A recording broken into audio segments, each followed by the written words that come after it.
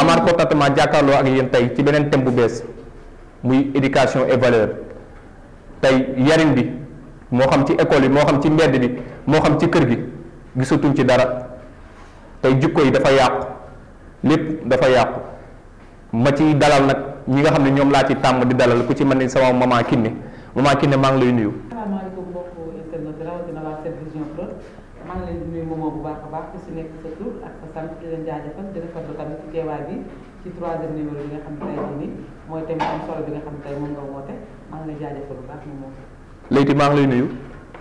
moomoo maa ngi lay fay bu baax di nuyu mbokku internet 7 Vision di wax ne thème bi am na solo trop mu doon li nga xamante ne moom mooy éducation ak la valeur waaw éducation ak la valeur daanaka bu ñu koy wax rek bu ñu naan éducation rek xel yi day dem ci xale yi. day dem ci jeunesse bi te ñun dañ cee bokk am suñuy rak yu fi nekk ñun tamit ñu bokk ci ñi nga xamante ne war nañ cee jàngat war nañ cee mën a waxtaan ak suñuy rak looloo waral tey suñu teewaay bi. looloo waral lépp lu ci wax ñu bëri incha allah. bu ko defee ma jox kàddu gi Fatou. waaw ça va moom. maa ngi lay ziar. maa ngi leen di yéen ñëpp ñu fekk ci plateau bi.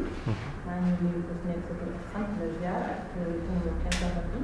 ñuy seetaan ci 7 Vision émission Dans son monde troisième émission. Mohamed. waaw dañoo ñu ngi ziar di kontaan trop bon si teewaay bi ñu teewaat encore ci 3e numéro si je me trompe voilà ak waa 7 Vision Pro voilà di nuyu ñëpp seen tur ak seen sant. noonu la fay demee saa su nekk mu ngi di jaajëfal tamit waa RISI bi nga xam ne sànq ba tey ñoo ngi fi toog di ñu encadré di ñu suivre mais tey Leyti perte de valeur ak éducation wu jamono tey lan moo ko waral. waaw moomoo xam nga boo xoolee dañoo ne mbir tànk ñàkkoo ko doo xam solo ba te defe naa ne tey lan moo tax ñu war a waxtaanee éducation ak valeur defe naa ne dafa manqué moo tax parce que boo xoolee dañoo ne yar ci kër la waaye xam-xam état moo la koy jox jaarale ko ci li nga xamante ne moom mooy école yeeg yooyu noonu waaye defe naa ne même boo amee xam-xam te yow éducation boobu bi nga xam ne waa kër ga waroon nañ ko def ci yow amoo ko sa xam-xam day doon loo xamante ne day nul parce que tey jii bu ñu xoolee éducation ak valeur dafa doon ñaar yoo xamante ne dañoo ànd benn mënul dem bàyyi moroomam. tey jii tey suñu doon jël valeur mooy lan xam nga valeur dafa am ñaari façon dafa am li nga xamante ne boo ko amee mu doon sa am-am nga jàpp ne valeur waaye dafa am valeur boo xamante ne yow nit ki yow yaa koy dégager maanaam yow valeur bi nga doon li nga am day nekk valeur li nga doon tamit valeur la. waaye tey jii boo xoolee tey Sénégal man suñuy wax ci Sénégal da ngay xool ne Sénégal valeur am na fi mais li ci doy waar mooy dafa mel ni nit ñi valeur bi seen biir kër lañ ko am nit ñi éducation bi seen biir kër lañ ko am. ndaxte dañ naan yar ñett moo am bi la kër gi yar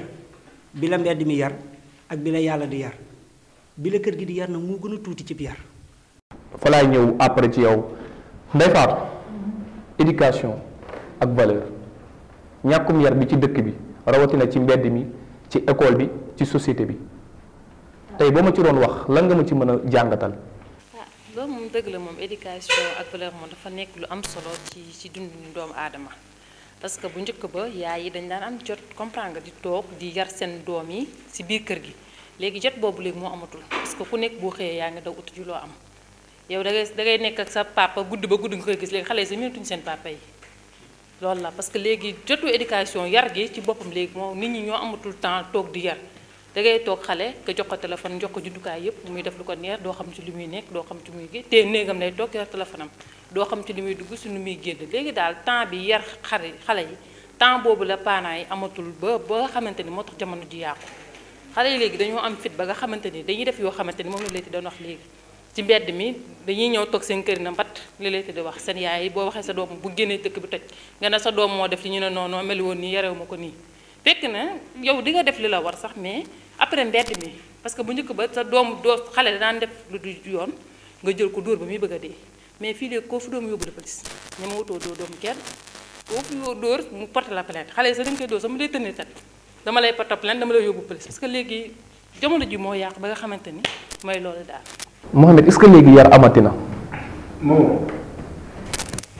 ba bon thème bi li ma ci mën a wax lenn la mooy que ni yar moom mi ngi am ba léegi yar moom mi ngi am ba léegi parce que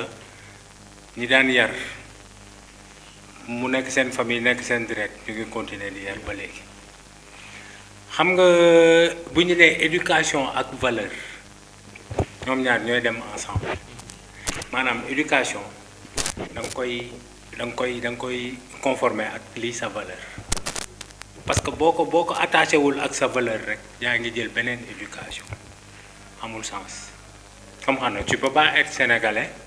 nga nekk sénégalais nga ni sa éducation dañ koy copier mënul nekk suñu ay valeur lenn la ñun mooy maanaam déjà dañu am benn opportunité muy diine bi suñu valeur lenn rek la lu dul diine bi amul leneen parce que en matière de diine comportement la diine suñu diine gii ngay dégg comportement kese la moo tax ki fi gën ñu la koy jox exemple ngay jàng ci moom ñu lay wax bu ñu lay wax ci ay dundam dañ lay wax comportement kese lañ lay wax soo ko amul dès sa éducation de bas âge boo ko amul mais après da ngay raté leneen loo mën a jàng côté intellectuel ci comme ça moom laay wax keroog maanaam kii xam-xam dañ koy harmoniser ak valeur ak éthique ak déontologie mooy maanaam sa ay valeur mais boo jiitalee éducation avant sa ay valeur mais éducation boobu du la jëriñ dara xam-xam boobu du am benn njëriñ voilà loolu la quoi si ñu li ñu jàng loolu la. tubaab bi moom moo yor sa système éducation yow ak tubaab bi bokku leen culture mais léegi après nga bëgg éducation boobu mën a dox ci sa réew mais c'est contradictoire gars yi dañuy fontu rek nañ sonn xam nga wax ji lan la nañ dem ci école yi ñu sauver génération bii di ñëw ñu jël leen jàngal leen seen ay valeur comme bi nga nekkee booy ñu jàngal la sa biir kër dañ lay jàngee sa papa moom du wax mu teggeeku sa yaay du wax mu teggeeku du ñu def yëfu ñàkk fayda boo xam ne da nga koy gis ñu jàngal la ngor jàngal la nga nekk bañkat loolu ci sa bas âge lay jóge voilà. xale yi amatuñu valeur. amatuñu éducation. lu waral loolu. waaw li ko waral moom mooy xale yi tey jii nii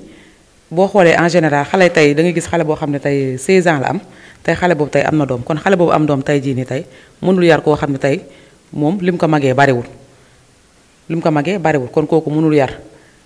da ngay xool bu njëkk ba dañoo amoon suñu maam yi dañoo nekk koo xam ne tey jii ni ay mag lañ ñoo xam seen doom yi du am teel a am doom mais terewul dinañ yar xale bi comme il le faut mais dañoo dem ba nga xam ne léegi nii ak kii li mu wax léegi ni technologie bi mënatuñoo yar benn xale ci biir kër parce que xale boo yar tey koo téyeloo ne ko bul téye téléphone déjà dina téye téléphone dina def lu ko neex ci téléphone kon déjà téléphone boobu moom yor noonu téléphone boobu moo koy éduquer mais yow en personne mënoo éduquer sa doom parce que loo ko yar téléphone boobu tey moom moo koy éduquer kon loolu noonu mënul nekk déjà éducation bi tam si biti tamit boo génnee xale ba ma ngay topp di dar sa ginnaaw di ñaan ay 100 francs ay 200 yow nga yëkkati xaalis nga may ko yow mi mu dajeel nga may ko xale ba foofu yàqu na kon loolu noonu foofu éducation mënut faa am. léegi est-ce que tey nouvelle technologie bi amul dara lu mu yàq ci éducation bi. waaw moom foofu xam nga éducation ak valeur dafa doon thème boo xam ne dafa yaatu bu mu ëpp defe naa ne luñ ci wax rek du doy waaye tey dafa am loo xamante ne constat la il faut tam ñu koy def parce que tey buñ ne boo yaroo sa kër génn mbedd bi yàq la waa mbedd bi ñoom fan lañ jóge ci kër yi lañ jóge ci kër lañ jóge looloo doy waar moo tax kër moo war a yar bu pare kër moo war a yar bu pare bi ci topp mooy laaj bi nga ma laaj xam nga tey jii dañoo xamul ne information wala communication du rek ci wax dafa am communication boo xamante ne tamit c'est visuel dafa am solo boo damay faral di wax ne peut-être valeur bi ñu gën a perte xam nga valeur yi dafa bëri dignité valeur la xam nga lu ma la gëm sa bopp valeur la xam nga ngor valeur la gore valeur la waaye boo xoolee valeur bi ñu perte mooy kersa dañoo rusutul dara ñun jeunesse bi léegi tey boo xoolee tey ci li nga xamante ne mooy réseaux sociaux yi li ngay wax ak li nga xamante ne mooy télé yeeg yooyu noonu mais amatuñ kersaay def dara amatuñu kersaay def dara lépp loo xamante ne sutura la woon dañ koy wane ci biir kër yi lañ ko dencoon léegi dañ koy génnee ci télé yi léegi wane ko loolu ñu teg ko fan nga xamante ne njaaloo bi nga xamante ne liñ ci wax li ci yàlla wax pour seede ko nu mu diisee léegi dañ koy wane léegi ci télé yi carrément ne ko fàng ku ne di ci seede mu doon loo xamante ne tey jii nii doon na loo xamante ne dafa doy waar torop man je me dis que ne tey jii nit ki yow tey boo amul kersa doo rus a saw ci mbedd boo amul kersa mag bu waxee da nga koy tontu boo amul kersa sañ ngaa jël xaalis bu lewul dem jox sa papa waaye ki nga xamante ne dafa am kersa rus na sax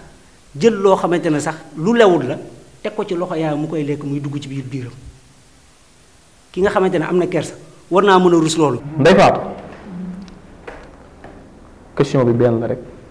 nouvelle technologie yi WhatsApp beeg Facebook beeg Instagram beeg lu ne moo ciy xew jamono yi passé rek récemment dégg nañ ci benn problème bu am muy flashka ak xale yi lu ñu jot a dund ci éducation bi est-ce que tey amul dara loo xam ni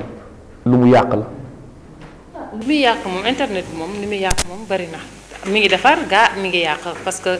ku ci mel ne sama genre gi du ma seetaan télé du ma déglu rajo donc yu si bëri information yu si bëri si réseaux sociaux yi laa koy xamee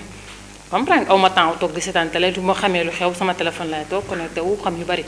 ku ci bëgg a yàqu parce que affaire de yàqu ak baax moom option la rek yaay choisir àdduna moom ñaari yoon a am yoon bu baax baa ngi yoon bu bon baa ngi yow nag yaay xool bu la neex na nga choisir loolu la quoi mais tey jii affaire xale yi moom dafa doy waar parce que seen téléphone yi comme ni nga ko waxee sànq rek dañuy téye def la neex yow doo comprendre sax yow parce que fit bi ñu am comme ni kersa moo fi jeex dañuy toog photo wu sinap def yenn yoo xamante ni yow da ngay choqué wu comprendre nga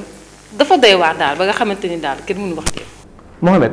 est-ce que parents yi ñu ngi am temps wu di jël seen téléphone doom di xool ci lan la ñuy dugg ak lan la ñuy yëngatu. waaw kii moom en fait xam nga technologie dafa dangereux ni mu amee njëriñ noonu la amee danger ñaari côté la quoi mais c'est-à-dire que nit ku nekk ak mentalité niveau de mentalité bi nga koy utiliser comprendre xam nga bu fekkee da nga ñëw dans un pays boo xamante ne en fait nit ñi la plupart dañu prioriser foo nga tegal leen technologie mais technologie boobu foo lañ ciy def bu fekkee dëkk bi nga ko jox mentalité bi ñu am mentalité beneen mentalité la boo xamante ne mentalité d'avancement et truc ñoom leneen la ñuy viser t'as compris c'est-à-dire que technologie dafay génne selon li nit ki di dund milieu boobu li ñuy dund technologie loolu day refléter c'est-à-dire que li mu refléter biir Sénégal mooy li ñu gëm dof-doflu foo wut buzz mentalité bu tardé quoi c'est-à-dire que jamono dafa raw Sénégal di dem comprendre dafa feeñ ba ci Covid-19 bi et tout comprendre nga léegi nag technologie bi man en même temps je vois que ni mooy erreur bi tubaab bi gën a def bi gën a garaaw parce que en même temps am na benn côté boo xamante ni dafa am avantage parce que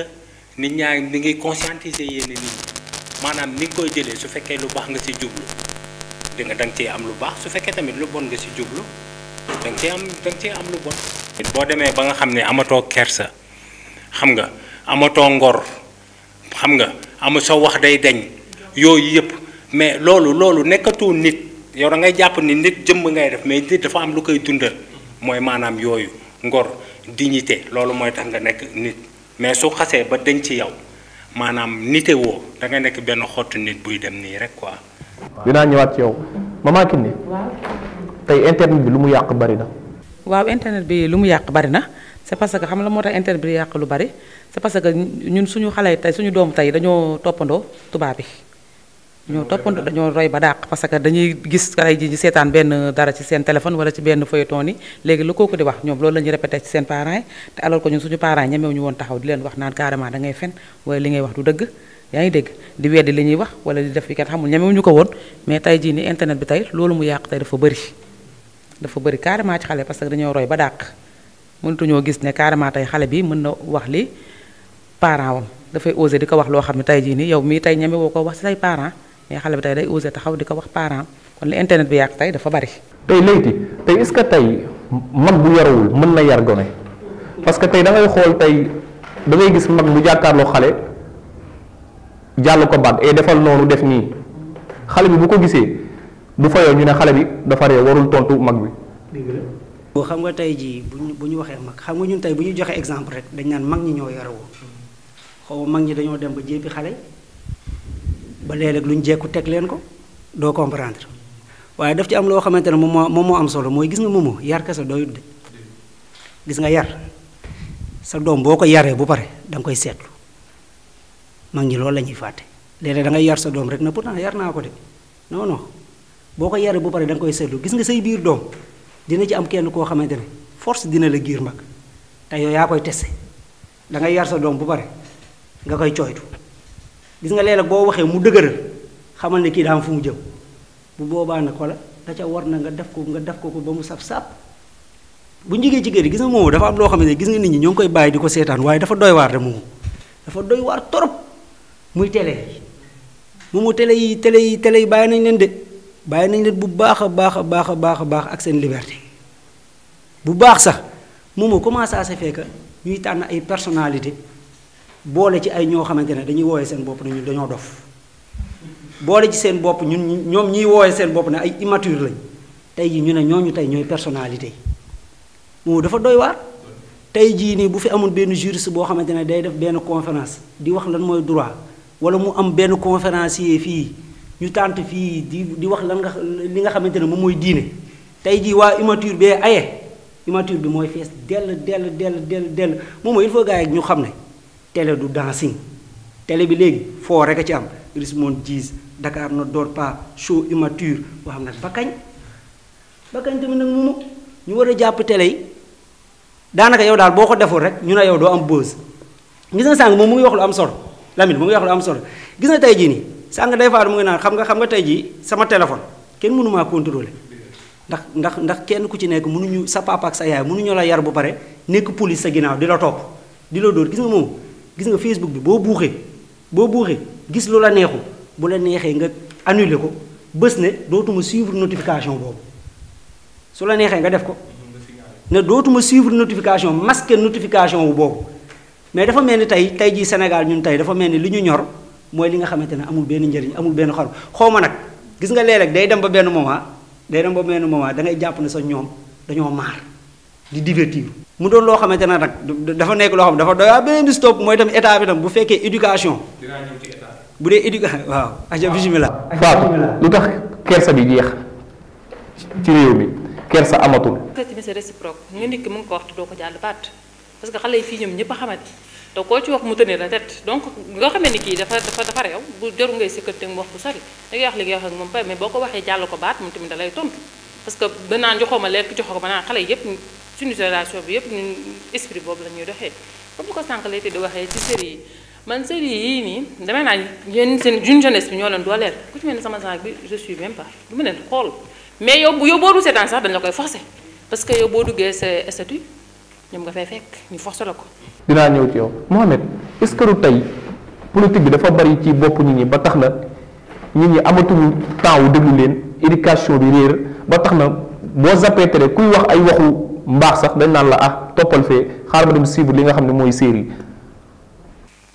waaw mais loolu mooy promotion de contre-valeur rek on est en pleine promotion de contre-valeur mais c'est ça te toujours bu ñu revenir rek dañuy dellu si waat fu ñu nekkoon mooy maanaam rek lépp rek de benn système bu ñu teg la rek gars yi boo solution affaire bi foofu la de bu leen sax sonal seen bopp. mais tey système bi mais pour changer ko tey. xanaa xamoo ni gis nga comme par exemple télé yi ngay seetaan man des fois je me pose la question quoi comment nit nan la mën seetaanee yenn affaires yi quoi parce que surtout moment bii ñu toll nii quoi moment bii ñu toll nii Sénégal monde bi sax fi réew mi toll non fi àdduna toll xam nga yàlla ji day wax ak borom bopp ñiy dégg-dégg nekkatuñu dans un monde boo xam Sénégal dañu war a xam ni nekkatuñu si àdduna boo xamante ni foo dépassé nañ loolu xam nga gars yi dañ naan nouvel ordre mondial bii c'est nouvel ordre mondial de Dieu sur terre ku ko xamul nga xam ko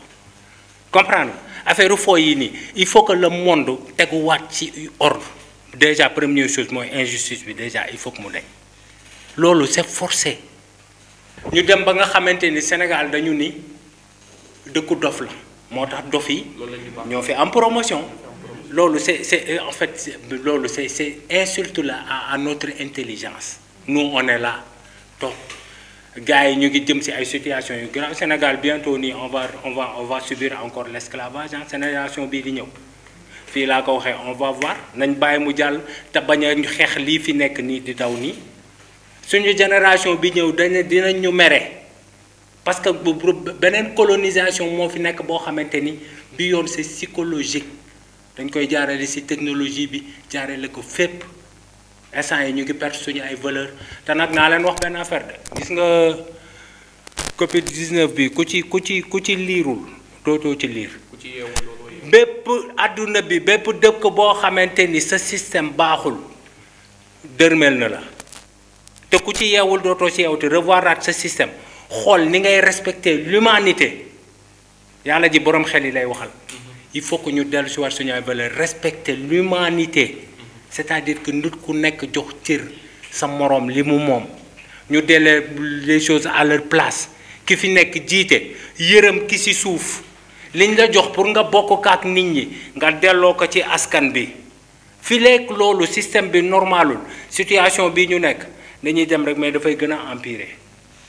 comprendre loolu kese la amul leneen nit ñi nag seen niveau de conscience moo nekk Sénégal moom toujours foo lañ gëm xanaa balaa ngay décompressé wu day fekk nga liggéey ba pare kuy wax naan dama bëgg décompressé wu dama bëgg loisir tout day fekk nga ñafe ba pare mais dëkk boo xamante ni mën nga dëkk ci loisir chaque jour yow looy liggéey. Maman Kiné foo bi dafa bari Sénégal. waaw foo bi bëri na. foo bi lañ gën a bëgg sax que liggéey bi. foo bi moom bëri na Sénégal trop moom parce que instant bi ne booy xool am na ñu bari ñoo xam ne tey jii nii dañuy fanaanee foo ba fajar bu ñu xëyee au lieu que ñu am lu ñu dem daane seen doole non non ñu ngi tëdd nelaw bu 6 heures ñu tegaat ko ci ti foo bi moom dafay bëri moom foo moom dafay bëri moom waaye ñi nga xam ne nag tey jii ñoom ñoo bëgg ñefe pour liggéey bu ñu xëyee 7 heures du matin dana fekk ñu gàddu seen sac dem daane seen doole mais ñi bëgg foo moom ñu ngi foo ci àdduna la bokk ku si nekk nag yaa xam nag ni ngay foowee waaye ñi bëgg foo moom ñu ngi foo ñi bëgg liggéey it ñu ngay xëy di liggéey daan seen doole. tey Leyti tey yan valeur lañu war a indi pour que Sénégal baaxaat. mooy li nga xamante ne mooy diine tey jii gis nga diine yëpp wute nañ waaye diine yëpp am éducation diine yëpp dañuy wax ci éducation mooy diine universel mooy diine boo xamante ne c'est quelque chose boo xamante ne c'est universel. xam nga sàng maa ngi naa la tey jii nii xam nga tey booy def classe de quatrième ngay jàng espagnol waaye balaa nga kaa làkk faa nga dugg ci gaal yi wala nga des ci géej gi xam nga tam doy na waar de maanaam éducation yi dañu ciy dugal yoo xamante ne amul benn njariñ gis nga ni mu ñàkkee njëriñ ci école noonu la tam kër yi tam ñu ciy dugal éducation yoo xamante ne amul benn njëriñ li may jeexalee rek mooy il faut balaa ngaa jox nit ki valeur balaa nga kaa éduquer ay valeur yow da ngay xam lan mooy sa valeur da ngay xam yow lan mooy sa valeur gis nga ñu suñu valeur dafa am loo xamante ne dafa nekk diine bu pare nit ki da ngay def ci moom diine ba moom imaan gars yi nañu jël seen doom yi di ko dugal ci daara yii ñuy jàng alxuraan bu fekkee ay jullit lañu bu fekkee ay chrétien lañ leen dugal ci église yi ñuy xam seen lan mooy seen diine beneen bi ci topp mooy sa doom da nga koy jàngal ngor ak gore ñu ngi koy jàngalee ngor ak gore gis nga léeg-léeg parents yi dañu daan def sax ci ndab sax dañ si daan jàngal gone ci ndab boo lekkee ba sa place jeex da ngay jug boo toogee ak ay mag bu njëkk a def lii loolu noonu yëpp mu doon ay jàngale yoo xamante ne même bu fekkee dafatuñ ko bokkatuñu ensemble di ko kii gis nga sa doom gis nga nit ñi il faut ñu xam ne jamono ji moo toll foo xam même sa doom sax boo ko juree da nga war a bàyyi xel ne yàlla moo ko jaarale ci yow dafa am loo xam ne da nga ko ci war a def te du par force na nga koy defee parce que il ne faut pas vaincre mais il faut convaincre gis nga booy léegi génération bii tey jii je me dis que ne tey jii perte de valeur bi man dama koy jàppee mal pour un bien parce que tey jii moo war a toog moo tax ñu mën a toog fii tey di ci waxtaanaat te il faut ñu jëlaat ko même bu fekkee fukki télé ak juróom ñu ngi def naka su dul noonu garaawul na ko benn télé sax am ngor ak dignité ak fullaay di def li nga xamante ne moom mooy di véhiculer message bi nga xamante ne moom moo am solo donte ne benn nit sax nga ciy defar moo gën fuuf parce que àdduna bi dañ naan amul solo waaye dafa am solo trop parce que li nga xamante ne moom nga bàyyi fii moom ngay fekki fee. est-ce que tey parents tey topp ñu tey seen bànneexu doom. gis xale bu jógee fee sax ñëw ne parent waaw man sama kii am na iPhone lii man tamit loolu laa bëgg. waaw dëgg la waaye xam nga moomoo gis nga tey moo wax la dara est-ce que xam nga ne kaw ga ñoo gën a bëgg doom te pourtant ak am yar kaw ga moo gën a bëgg doom xam nga la muy bëgg mooy jàppale nit ko ba sàmm ko ba du dem ci dara lu koy gaañ man tey su ma la bëggee du ma la yóbbu ci li lay gaañ il faut ñu xàmmee la muy bëgg ak dof ci dara wala xër ci dara gis nga mbir doo ci xër doo ci def gis nga mbir boo ko bëggee da nga koy sàmm man tey jii nii sama yére bii nii su dee dama koo bëgg su ma ko solee tey col bi bu takkee tuuti sax su ma àggee fóot ko yeneen yére yi soxlawuma leen fóot sax parce que bëgguma leen gis nga tey li nga bëgg da nga koy fete ba mu saf-saf gone yi il faut tamit amul ay yooyu parce que tey Sénégal dem nañ ba léegi da ngay nekk ak sa jabar ñu ne viol am na ci mën nga dóor sa doom ñu ne mu porter la plainte mais ñu jëm fan mais ñu jëm fan ban constitution yoo xamante ne xamuñu fan lañ ko inspiré mais nañ dajale kilifa diine suñu constitution suñu article yi nañ koy xoolaat di woo kilifa diine ñu toog woo ñi nga xamante ne ñooy christianisme bi ñu toog suñu article yi ñu koy tënk ci loolu ñu koy tënk ci li nga xamante ne moom mooy diine ñu koy tënk ci li nga xam ne mu ngi diine gis nga bu ñu amul diine gis nga diine moo fi commencé di perte valeur gis nga bu ñu ko amul dëkk bi du dem fenn. Ndeye Fatou. waaw léegi yan solution nga mën a apporter ak looy tëjee. waaw comme sànq li ma doon wax ci parents yi li nga doon wax rek parents yi tamit jàppale nañ seen doom yi quoi am nañ ci responsabilité bu mag